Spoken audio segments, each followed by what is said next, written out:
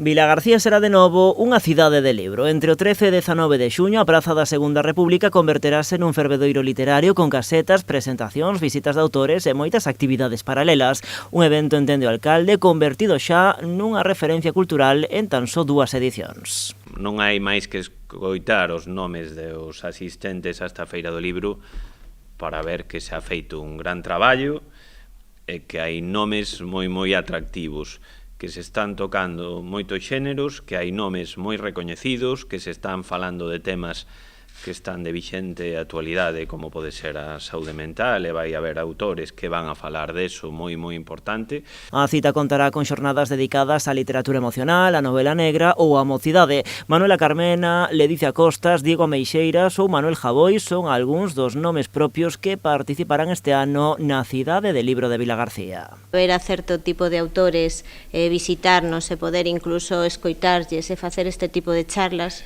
O ano pasado eu creo que foron un éxito, eles mesmos fixéronolo chegar e que era unha forma moi bonita e moi diferente de estar nunha actividade arredor do libro, co cal esperamos eso, que se convirta nun referente en Galicia. Este ano, ademais, o evento contará cunha xornada dedicada en exclusiva á poesía, ademais con acento arousán. Pedíronnos ter un día dedicado a eso e a verdade é que nos pareceu moi interesante. O primeiro día facemos a apertura con isto e aparte de ter un recital especial da Mesa das Verbas, teremos tamén a colaboración dun autor local, eu creo que moi recoñecido, que sería Xurxo Alonso. Na cidade de Libro renderase tamén homenaxe a Domingo Villar, autor recentemente falecido.